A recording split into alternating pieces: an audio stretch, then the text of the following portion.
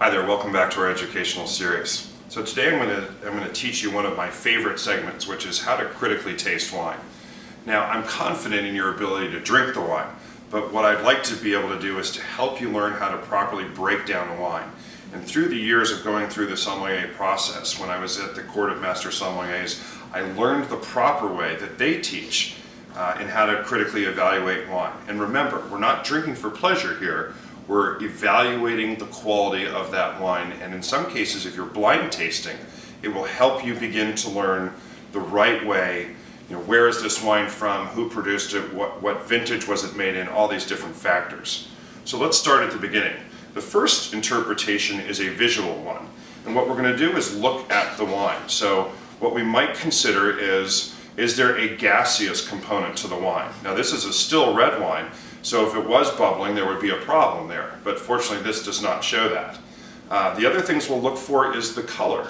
This is a 2008, so I shouldn't see a tawnied or a madderized quality to the wine. It should not be brown, right? And as such, as a young wine, I want to have good color density and consistency all the way to the rim of the glass.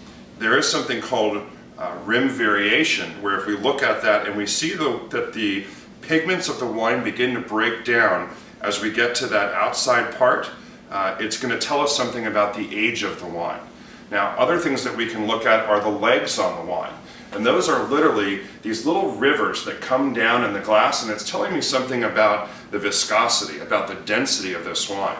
Now, when many wines that were consumed, let's say in the 17 and 1800s, most of those wines, or at least a lot of those wines, were relatively sweet.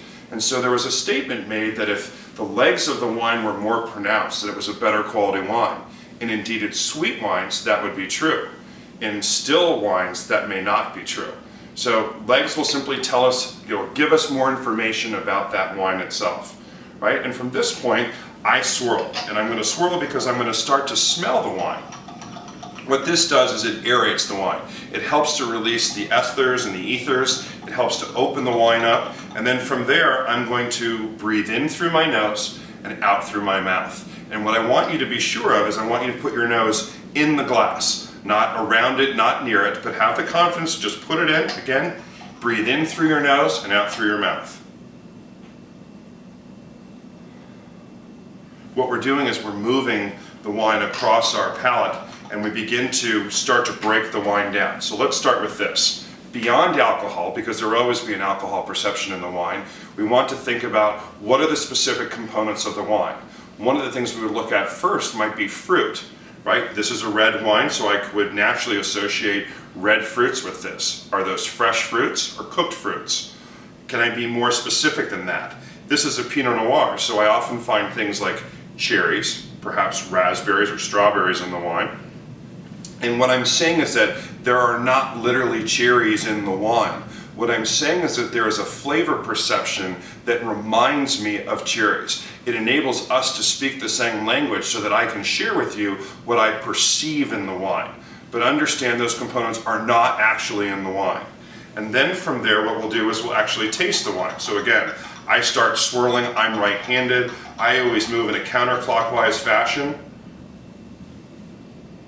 I smell, I breathe out through my mouth, and now I'm going to taste the wine. And this is where we go through that sort of peculiar slurping sound.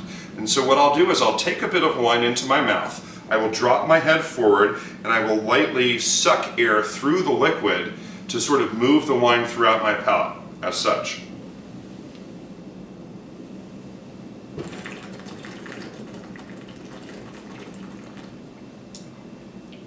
Now what you'll see there, that it's really moving around my palate. And what I always like to do is go back. Am I finding the same components in the wine that I perceived in the nose, or are they different? The University of California at Davis created what's called the tasting wheel. And it's an absolutely beautiful tool to help you build your wine vocabulary. But this is a very helpful reference point. So I would go back through the same process.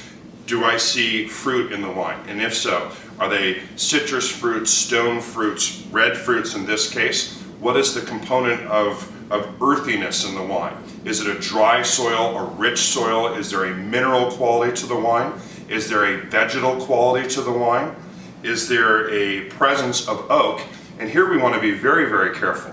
One of the components that we want to use is if there is not an impression of wine, we simply state that as such. We cannot inclusively say that there is no oak in the wine because many wine producing regions use neutral barrels. So there actually is a component of wine, but we can't perceive it as such.